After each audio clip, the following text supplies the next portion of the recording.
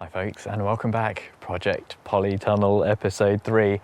I have promised Jess that we can get the frame up and finished and all attached in 1 hour. So she's already moving things. As you know, Jess's favourite place is not the allotment. Okay, she is hard at work while I'm just swinging a camera around. We've got 1 hour. Because we've got 1 hour. So we've got the step, haven't we? I think we've got a step, we've got all the tools. I'm going to put you down, we're going to go time lapse. 1 hour, let's go.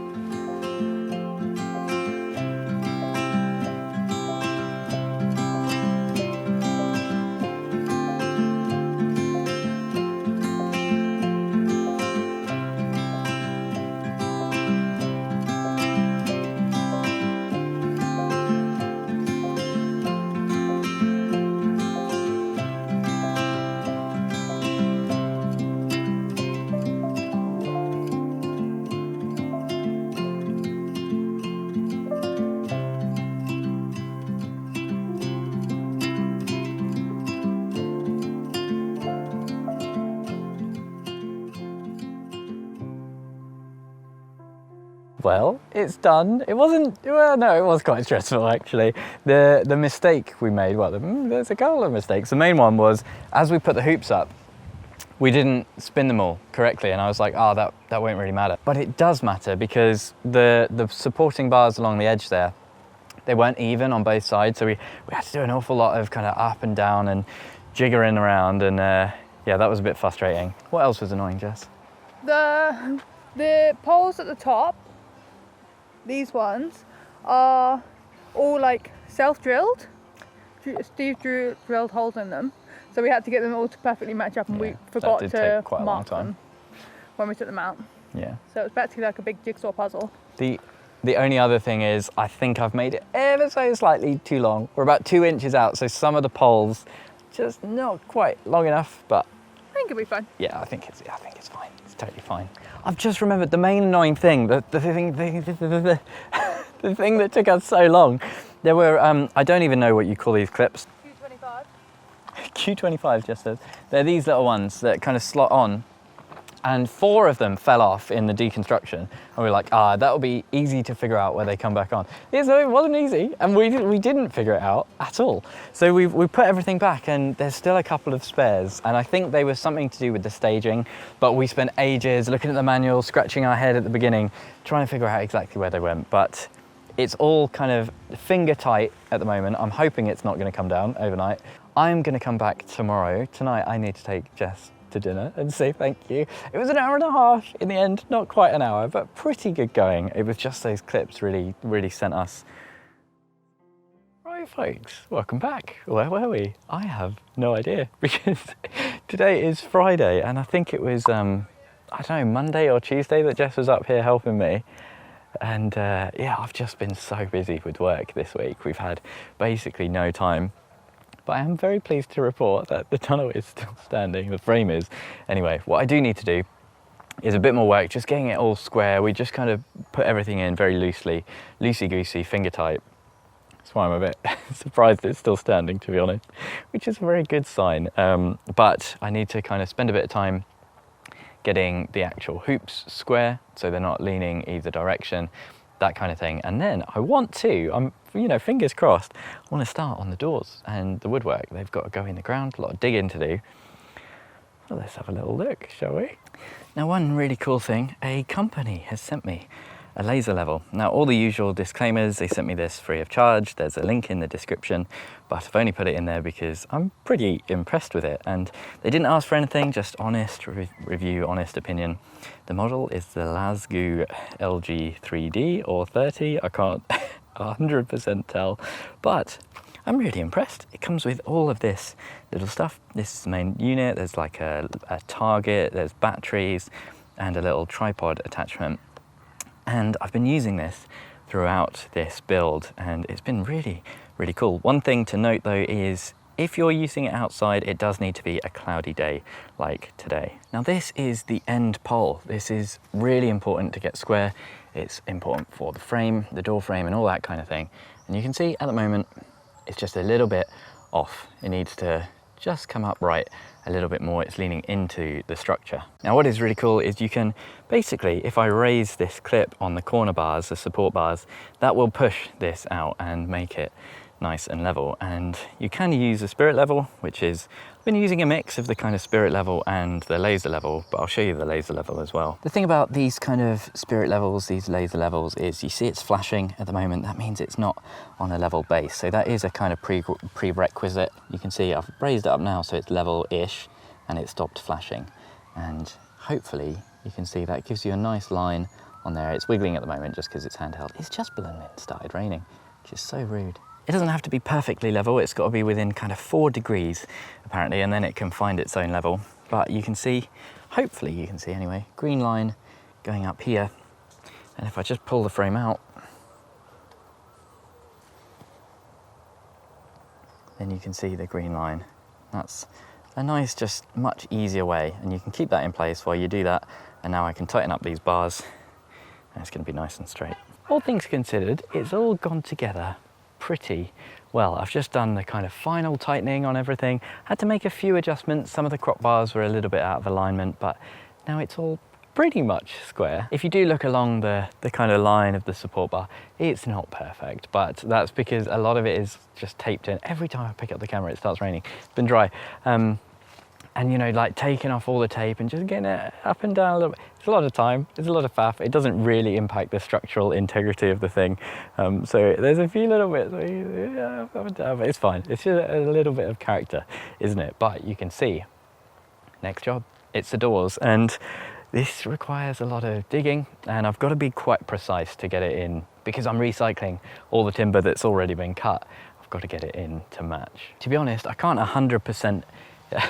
It's really funny when I stand in here, I'm always like crouching down. I'm worried I'm going to hit my head, but I'm short. I don't need to worry about it. Look, we've got loads of room, but I'm like creeping around like this. But yes, this would work. All I remember is this side with the battening goes on the outside.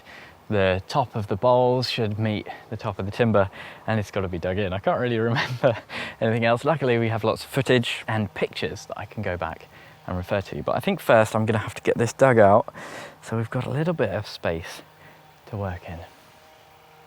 Actually, as well, I'm going to get the other side timbers so that I can offer them up and get it in the right place.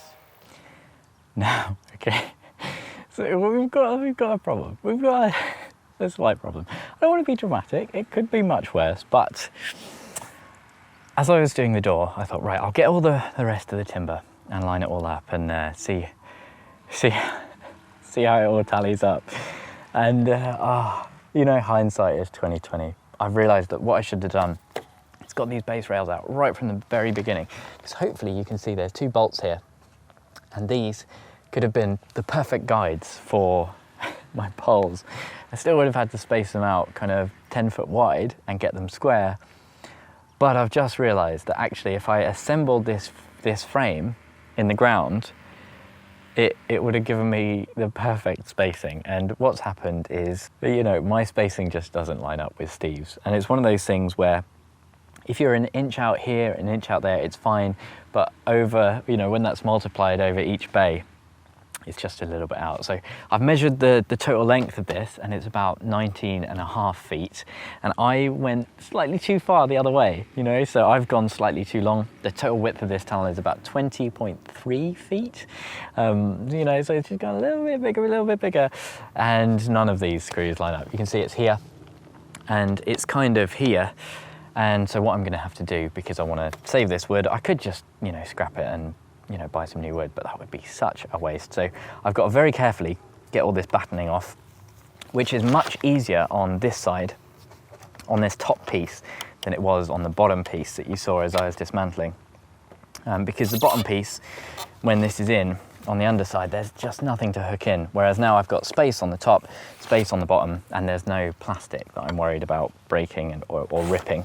So it's quite simple, but I think I am gonna have to basically come in and customize where all of those holes go for the bolts around the tube, around the foundation tubes and hoops. And I'm hoping if I do that, I won't need to shorten the tunnel. Unfortunately though, I want to get this right, and I might have to dig out one of the hoops and just bring it in that little bit so the timber goes around it. But hey ho, it's a learning experience, isn't it? This is one of those things where when you're working with second-hand things, it can just be a little more complicated, take a little more time. But I'm sure it'll be worth it in the end. Occasionally during a video I will stop and ask you to give me some support either through Ko-fi or Patreon, that kind of thing. But today I'm going to ask you to go over to Tony C. Smith's channel. All the links are in the description, but unfortunately you will have probably seen that he's had a bit of a health scare and unfortunately he's not going to be able to make videos for a while, and YouTube is now one of his main sources of income. So if you could go over and buy Tony a coffee, that would be absolutely wonderful. Now, the base is progressing and I'm still not sure if I'm going to have to move the hoops or not. This side is actually not too bad, so it's pinned in on the other side, and here there's plenty of room to just move that bolt over a little bit. We'll have a slight gap in the timber, which is a bit unsightly, but one of those things that you would almost immediately forget is there. But on the other side, you can see there's just a bit more of a gap, and I've got a bit more of an issue here in that I can't just put a new hole in here. So unfortunately, I think the easiest solution is just going to be bringing this in, and I'm probably going to have to do the same on the other side as well. It's that, or put like a noggin in here and, you know, bolt, like screw a piece of timber into here. But to be honest, I don't think that is going to be the best thing. I think it's going to be not as strong, and ideally we want to make this proper. Were you paying attention? Did you spot the mistake? I'm really glad that I just did. Oh, what an idiot. I can't believe it. For some reason, I had the bracket on the outside. I'm really glad. I just realised that. On the other side, it was fine. I also had the bracket correct over here. So I don't know why my brain just stopped working. But this is good news because it means I won't have to do any digging. This will fit. It might be the same thing where I've got to do a little bit of, you know, putting that bolt in a new place. But first I need to get the rest of this batten off and then kind of take out all of these bolts along here so that it can slide into the right position. You see over this side, these ones might actually be in the right place, but most of them I've taken them out, or there's only one, and that means I can get it all lined up properly. I think that just about does it for today's episode of the Polytunnel saga.